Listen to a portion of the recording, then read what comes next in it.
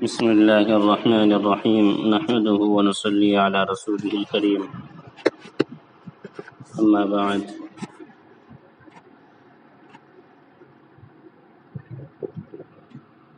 فرض رسول اللہ صلی اللہ تعالی علیہ وسلم زکاة الفطر طہرة للصائم من اللغو والرفث وطعمة للمساکین من أداها قبل الصلاة فهي زكاة مقبولة ومن أداها بعد الصلاة فهي صدقة من الصدقات۔ محترم حضرات و خواتین، روزے کی زکوٰۃ یعنی صدقۃ الفطر یا فطرانہ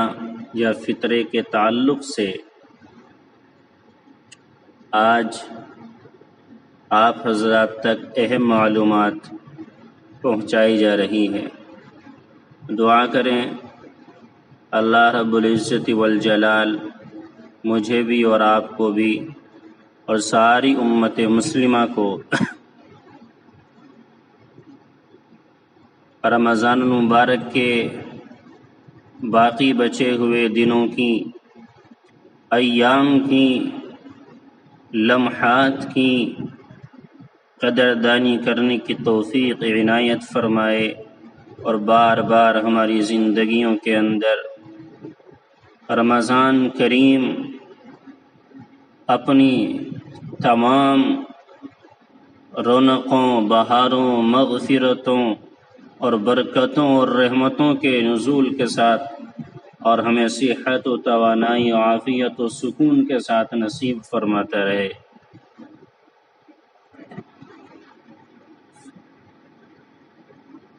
محترم حضرات، روزے دار کتنا ہی اہتمام کرے، روزے کے دوران کچھ نہ کچھ کوتاہی ہو ہی جاتی ہے۔ کھانے پینے اور روزہ توڑنے والی باتوں سے بچنا تو آسان ہوتا ہے، لیکن لغو کلام، بیکار باتیں، فضول مصروفیات اور نامناسب گفتگو سے مکمل احتراز و اجتناب نہیں ہو پاتا۔ اس لیے اس طرح کی کوتاہیوں کی تلافی کے لیے شریعت میں رمضان المبارک کے ختم پر صدقۃ الفطر کے نام سے گویا کہ روزے کی زکوٰۃ الگ سے واجب قرار دی گئی۔ حضرت عبداللہ ابن عباس رضی اللہ تعالی عنہ ارشاد فرماتے ہیں کہ فرض رسول اللہ صلی اللہ علیہ وسلم زکاة الفطر طہرة للصائم من اللغو والرفث الى آخر هذا الحدیث او کما قال۔ نبی اکرم صلی اللہ علیہ وسلم نے صدقہ فطر کو ضروری قرار دیا ہے، جو روزے دار کے لیے لغو اور بے حیائی کی باتوں سے پاکیزگی کا ذریعہ ہے اور مسکینوں کے لیے کھانے کا انتظام ہے۔ جو شخص اسے عید کی نماز سے پہلے ادا کر دے تو یہ مقبول زکوٰۃ ہوگی، اور جو اسے نماز کے بعد ادا کرے تو یہ عام صدقات میں سے ایک صدقہ ہے۔ اس روایت سے جو بات معلوم ہوئی وہ یہ ہے کہ صدقہ فطر واجب ہونے کے دو مقصد ہیں، اس میں دو حکمت ہیں: روزے کی کوتاہیوں کی تلافی، اور نمبر 2 پر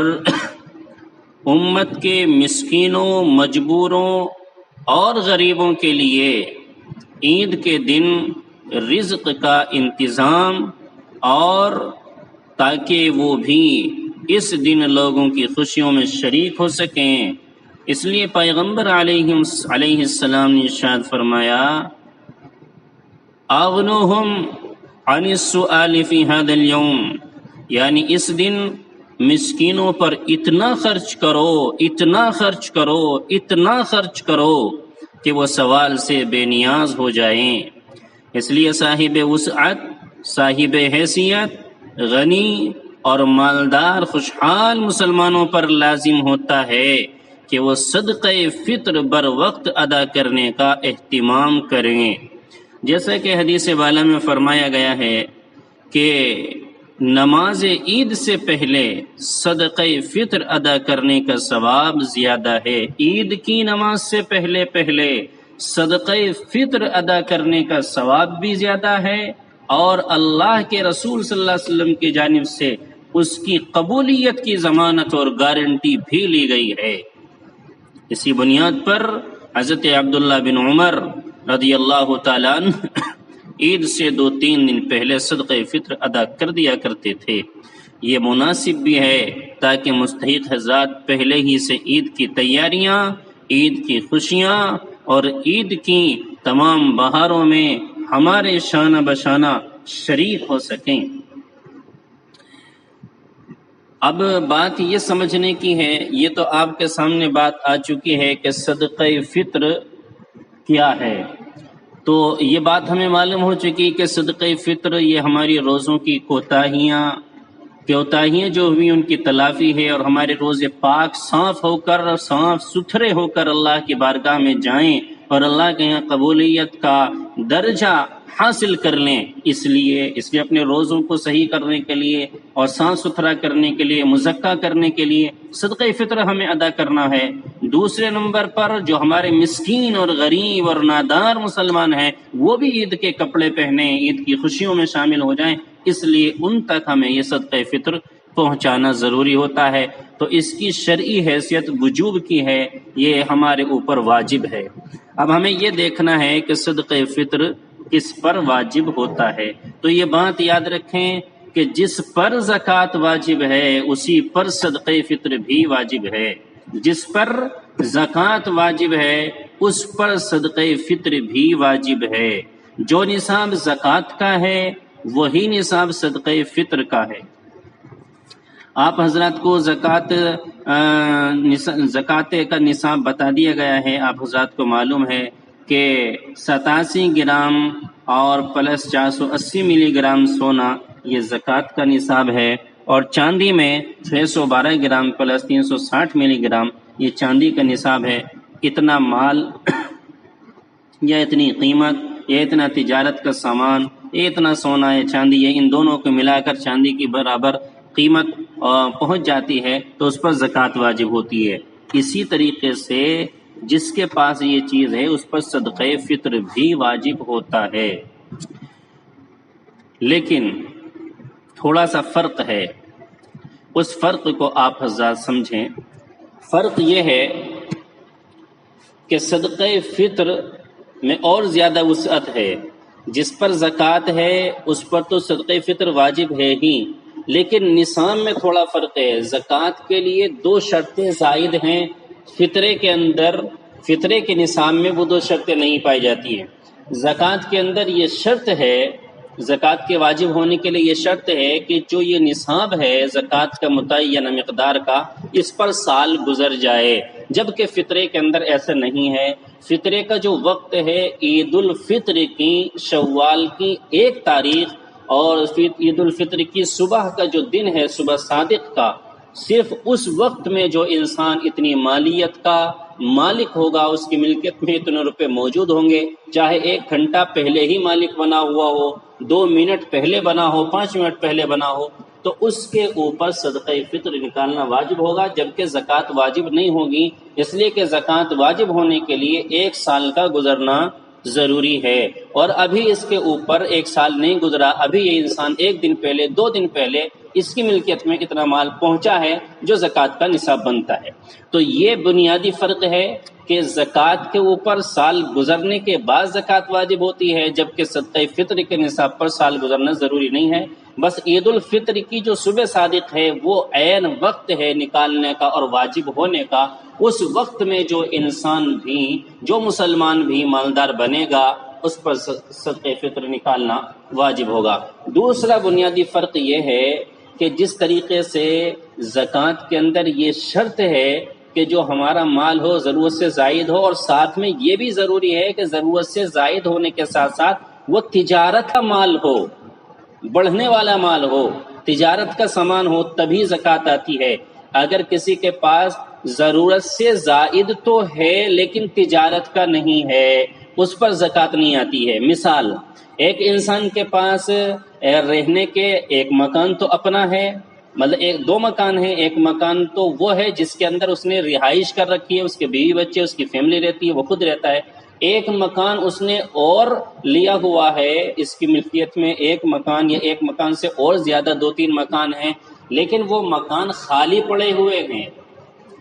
اور اس کے اندر اس کا ارادہ ہے رہائش کا کہ ہم اس کے اندر رہتے ہیں، رہیں گے، یا کبھی کبھار کھول کر جا کر دوسرے شہر میں ہیں، کبھی 1 ہفتہ 2 ہفتہ بعد جا کر رہتے ہیں۔ کہنے کا مطلب یہ ایک سے زیادہ مکان رہائش کا کسی کے پاس ہے، یا یہ شکل ہے ایک مکان، 2 مکان ہیں، ایک مکان میں خود رہتا ہے، دوسرے مکان کو کرائے پر دیا ہوا ہے۔ تو یہ جو کرائے والا مکان ہے یا دوسرا جہاں پر کبھی کبھار رہائش ہوتی ہے یا خالی پڑا ہے، یہ مکان ہے تجارت کا لیکن نہیں ہے، بیچنے کے لیے لیکن نہیں ہے۔ تو اب زکوٰۃ میں مسئلہ یہ ہے کہ اس انسان پر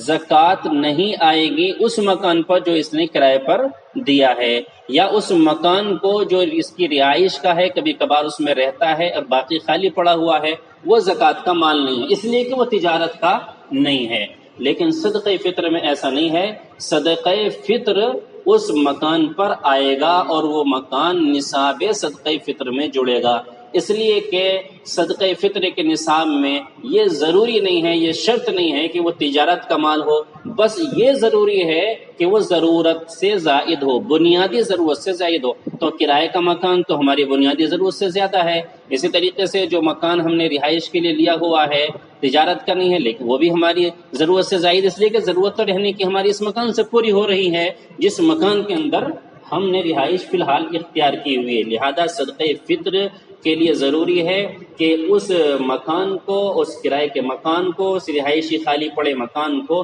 ہم صدقہ فطر کے نصاب میں جوڑیں گے اور صدقہ فطر ہم ادا کریں گے۔ تو یہ 2 چیزیں ہیں، تجارت کا مال ہونا ضروری نہیں ہے، سال گزرنا ضروری نہیں ہے۔ تو یہ ہے صدقہ فطر اور زکوٰۃ کے نصاب کا فرق جو آپ حضرات نے سنا۔ اب آپ یہ دیکھیے کہ صدقہ فطر کس پر واجب ہے، صدقہ فطر کا نصاب کیا ہے یہ تو آپ کو پتہ چل گیا، یعنی کس کی طرف سے ادا کیا جائے گا۔ تو اس کے اندر صدقہ فطر ضروری ہے جو شخص زندگی کی لازمی ضروریات کے علاوہ اتنی قیمت کے مال کا مالک ہو جس پر زکوٰۃ واجب ہو سکے، اس شخص پر عید الفطر کے دن صدقہ فطر ادا کرنا واجب ہے۔ نصاب کا فرق آپ حضرات کے سامنے آ چکا۔ تو ہر مسلمان عاقل بالغ مرد پر جو مالدار ہے اور نصاب کی ملکیت کا مقدار کا مالک ہے، اس پر عید الفطر کے دن صدقۃ الفطر ادا کرنا واجب ہے۔ اپنی طرف سے مرد اپنی طرف سے نکالے گا اور بیوی اپنی طرف سے نکالے گی۔ یہاں 1-2 باتیں سمجھنے کی ہیں کہ کیا جو ہماری اولاد ہے اس کا صدقہ فطر کا کیا حکم ہے۔ تو یاد رکھیں اولاد کی 2 قسمیں ہیں، ہماری اولاد، ہمارا بیٹا، ہماری بیٹی یا تو بالغ ہے یا نابالغ ہے۔ اگر ہمارا بیٹا اور بیٹی بالغ ہے تو باپ کے ذمے، اچھا یہ بالغ ہے تو اس کی 2 شکلیں ہیں، یہ جو ہماری اولاد بالغ ہے، بالغ ہو چکی ہے، بڑی ہو چکی ہے، یہ خود اتنے مال کی مالک ہے، یعنی مالدار ہے اس کی ملکیت میں کہ جو نصاب کی مقدار ہے یا نہیں ہے، یعنی غریب کی حد تک ہے، غربت میں ہے۔ تو اس کو یہ دیکھا جائے گا کہ اگر یہ بالغ اولاد ہے اور مالدار ہے تو باپ کی ذمہ داری نہیں ہے، بلکہ یہ بالغ اولاد اپنے پیسوں میں سے اپنا صدقہ فطر ادا کرے۔ اور اگر یہ بالغ اولاد ہے لیکن نادار ہے، اس کے پاس ملکیت کا، اس کی ملکیت میں مقدار نصاب مال نہیں ہے، تو اب بھی باپ کے ذمے واجب نہیں ہے، اس لیے کہ یہ بالغ ہے اور مالدار بھی نہیں ہے۔ ہاں اگر چونکہ باپ کی گھر میں رہتے ہیں، باپ کی کفالت میں رہتے ہیں، باپ کی پرورش میں رہتے ہیں، تو بہتر یہ ہے، مناسب یہ ہے، اگر باپ اپنے فطرے کے ساتھ میں اس بالغ اولاد کا چاہے مالدار ہو یا نہ مالدار ہو، نادار ہو، دونوں شکل میں فطرہ ادا کر دے تو اس کا فطرہ ادا ہو جائے گا اور ادا کرنا چاہیے، بہتر یہی ہے، مناسب یہ علماء کرام نے لکھا ہے کہ چونکہ یہ بالغ اولاد ماں باپ کے ساتھ میں رہتی ہے، اس لیے باپ اپنے فطرے کے ساتھ میں ان کا فطرہ بھی ادا کرتے ادا ہو جائے، لیکن یاد رہے لازم نہیں ہے، شرعی تقاضا نہیں ہے، شریعت کی طرف سے مطالبہ باپ پر نہیں ہے۔ اگر کوئی نہیں ادا کرے گا تو شریعت کی نظر میں وہ گنہگار نہیں ہوگا۔ اولاد بالغ ہے، خود مالدار ہے تو اپنا خود ادا کرے، اور اگر بالغ ہے مالدار نہیں ہے تو باپ کے ذمے بھی نہیں ہے، اور اس کے اوپر خود ہے ہی نہیں جو وہ مالدار نہیں ہے تو، لیکن چونکہ پرورش میں رہتے تو ادا کر دینا چاہیے۔ دوسری شکل، اولاد نابالغ ہے، پھر اس کی بھی دو شکل ہیں۔ یہ نابالغ اولاد ایسی ہے کہ جو مالدار ہے، نصاب کی مقدار مال کی مالک ہے یا نہیں ہے۔ اگر یہ نابالغ اولاد خود مالدار ہے تو اب باپ کی ذمہ داری نہیں ہے، اسی کے مال میں سے باپ ادا کرے گا، اپنے پیسوں میں سے اپنی ملکیت میں ادا کرنا باپ کو ضروری نہیں ہے۔ نابالغ اولاد اگر مالدار ہے، نصاب کی مالک ہے، تو پھر نابالغ اولاد کے مال میں سے ہی صدقہ فطر ادا کیا جائے گا۔ دوسرا کہ نابالغ اولاد ہے لیکن وہ نادار ہے، اس کے پاس نصاب کی بقدر وہ مالک نہیں ہے، تو اب یہ نابالغ غریب اولاد کی ذمہ داری ہے، شرعی طور پر لازم ہے باپ کے اوپر کہ اپنے صدقہ فطر کے ساتھ ساتھ اپنی نابالغ غریب اولاد کا بھی صدقہ فطر ادا کرے۔ یہ باپ کے ذمہ لازم ہے، اپنی جانب سے اور اپنی غریب اولاد کی جانب سے لازم ہے۔ لیکن اگر نابالغ مالدار اولاد ہے تو تب بھی اگر باپ نے ادا کر دیا اپنے مال میں سے، تب بھی اس کا فطرہ ادا ہو جائے گا۔ تو اولاد کی 4 شکلیں ہیں، ان 4 شکلوں میں سے صرف ایک شکل ایسی ہے جس شکل کے اندر باپ کی ذمہ داری ہے اس کی جانب سے شرعی طور پر لازم اور واجب ہے ادا کرنا۔ اولاد نابالغ ہے اور اس کی ملکیت میں نصاب کی مقدار میں مال موجود نہیں ہے، اس شکل کے اندر باپ کی شرعی ذمہ داری ہے اپنے فطرے کے ساتھ میں اپنی غریب نابالغ اولاد کی جانب سے بھی فطرہ ادا کرے۔ باقی 3 شکلیں، مالدار ہے، بالغ ہے اور مالدار ہے، بالغ ہے اور نادار ہے، نابالغ ہے اور مالدار ہے۔ ان 3 شکلوں میں باپ کی ذمہ داری نہیں بنتی شرعی طور پر، لیکن اس کو ادا کر دینا چاہیے، اس لیے کہ وہ باپ کی پرورش میں اور کفالت میں رہتے ہیں۔ بیوی کے لیے کیا کرنا ہے؟ بیوی اگر خود مالدار ہے تو بیوی اپنا صدقہ فطر خود ادا کرے، اسی طریقے سے شوہر اپنا ادا کرے، لیکن چونکہ بیوی شوہر کے ساتھ میں رہتی ہے، سارے معاملات ساتھ میں انجام دی جاتے ہیں، اس لیے شوہر اگر بیوی کا ادا کر دے گا تو صدقہ فطر ادا ہو جائے گا۔ اسی طریقے سے ہمارے گھر پہ کوئی مہمان آیا ہوا ہے، کیا اس کا ہم صدقہ فطر ادا کریں؟ ہرگز نہیں۔ مہمان کا صدقہ فطر چاہے وہ رشتے میں آپ کا کچھ بھی لگتا ہو، آپ کے ذمہ واجب نہیں ہے، وہ خود اپنا ادا کرے، لیکن اگر کوئی اس کی اجازت سے اس کی طرف سے ادا کر دیتا ہے تو ادا ہو جائے گا۔ اسی طریقے سے یتیم پوتا ہے، یتیم نواسا ہے، تو کیا نانی پر یا نانا پر یا دادی پر یا دادا پر اس کا صدقہ فطر ادا کرنا واجب ہے؟ ہرگز اس کا صدقہ فطر ادا کرنا واجب نہیں ہے، لیکن اگر یہ لوگ ادا کر دیں گے تو ان کا صدقہ فطر ادا ہو جائے گا، لیکن شرعی طور پر ذمہ داری نہیں ہے۔ صدقہ فطر کس وقت ادا کیے جائے؟ تو یاد رہے صدقہ فطر کس وقت واجب ہوگا، پہلے یہ ذہن میں رکھیں۔ تو یہ بات آ چکی ہے، جو شخص عید الفطر کی صبح صادق کے وقت موجود ہے، جو انسان صبح صادق عید الفطر کی موجود ہے اس پر صدقہ فطر واجب ہے۔ لہذا اگر کوئی بچہ صبح صادق سے پہلے پیدا ہو گیا تو اس کی طرف سے بھی اب باپ کی ذمہ داری ہے کہ صدقہ فطر ادا کرے۔ عید الفطر کی چاند رات میں پیدا ہو گیا، ایک دن پہلے پیدا ہو گیا، یا صبح صادق میں پیدا ہوا، اس سے پہلے پیدا ہو گیا، تو اس بچے کا بھی صدقہ فطر ادا کرنا باپ کے اوپر واجب ہوگا۔ لیکن اگر بچہ فجر کے بعد پیدا ہوا ہے تو اس کی طرف سے ادا کرنا لازم نہیں ہے۔ اسی طرح اگر کوئی انسان صبح صادق سے پہلے مر گیا یا فقیر ہو گیا تو اس کی جانب سے صدقہ فطر ساقط ہو جائے گا، ادا نہیں کیا جائے گا۔ اس بات کا خیال رکھیں۔ صدقہ فطر کس وقت ادا کیا جائے گا، یہ بات بھی آپ کے سامنے آ چکی ہے۔ صدقہ فطر عید کی نماز سے پہلے ادا کرنا بہتر ہے، تاکہ غریب بھائی بھی ہمارے ساتھ میں سامان وغیرہ خرید کر عید کی خوشیوں میں شانہ بشانہ شامل ہو جائیں۔ لیکن اگر کسی نے یہ صدقہ فطر عید کی نماز سے پہلے ادا نہیں کیا تو اس کے اوپر سے ختم نہیں ہوگا جب تک وہ ادا نہ کرے پوری زندگی، لہذا اس کو ادا کرنا چاہیے۔ ہاں فرق یہ پڑے گا، نماز سے پہلے ادا کرے گا تو یہ مقبول صدقہ ہے اور اس کا اجر زیادہ ہے، نماز کے بعد ادا کرے گا تو ادا تو ہو جائے گا لیکن اس کے ثواب میں کمی آ جائے گی۔ اور ایک اہم بات یہاں پر یہ یاد رکھیں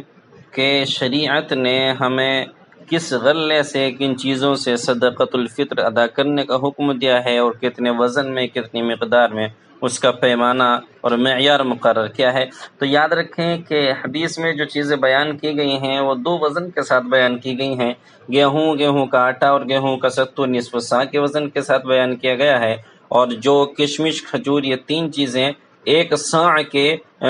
وزن کے حساب سے بیان کی گئی ہیں۔ یہ پیمانہ تھا عرب کے اندر سا، جس کے ذریعے سے ناپ کر کے اور تول کر کے اور پیمانے کے ساتھ میں دیا جاتا تھا۔ بہرحال تو اب ہمیں موجودہ اوزان کے اعتبار سے اس کو یہ سمجھ لینا چاہیے، نصف سا 1.25 کلو کو کہا جاتا ہے، اور 1 سا اس کا ڈبل یعنی کہ 3.5 کلو کے اعتبار سے بیان کیا جاتا ہے اور اس کو بتایا جاتا ہے، اور یہ وزن مقرر کیا گیا۔ بہرحال تو اس کے اندر یہ خیال رہے کہ گیہوں سے یا گیہوں کے آٹے سے 1.25 کلو، اور جو کشمش اور ان چیزوں سے اور کھجور سے، ان تینوں چیزوں سے اگر دے رہے ہیں تو پھر 3.5 کلو ادا کیا جائے گا۔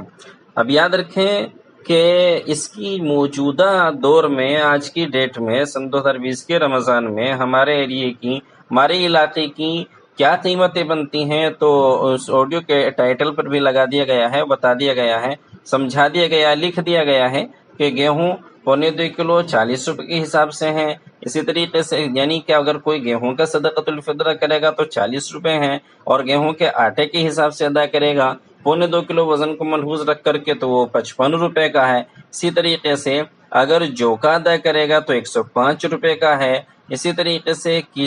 کھجور کا ادا کرے گا تو 740 روپے کا، 770 روپے کا ہے، اور اگر کوئی کشمش سے ادا کرے گا تو 840 روپے کا۔ بہرحال مشورہ یہ ہے کہ صدقۃ الفطر جن حضرات کو اللہ نے خوب وسعت دی ہے وہ اچھی سے اچھی اور بڑھیا سے بڑھیا، قیمتی سے قیمتی شے اللہ کی راہ میں خرچ کریں، زیادہ سے زیادہ قیمتی صدقۃ الفطر کریں، کھجور سے کریں، جو سے کریں، کشمش سے کریں، آٹے سے کریں، یا اور دیگر جو غلے جات ہیں ان سے بھی آپ ادا کر سکتے ہیں۔ بہرحال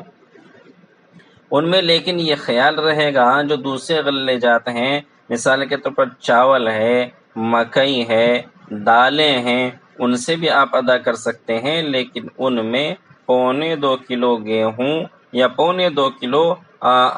گیہوں کے آٹے کی جو قیمت ہے اس میں جتنا وزن آئے گا اتنا وزن ان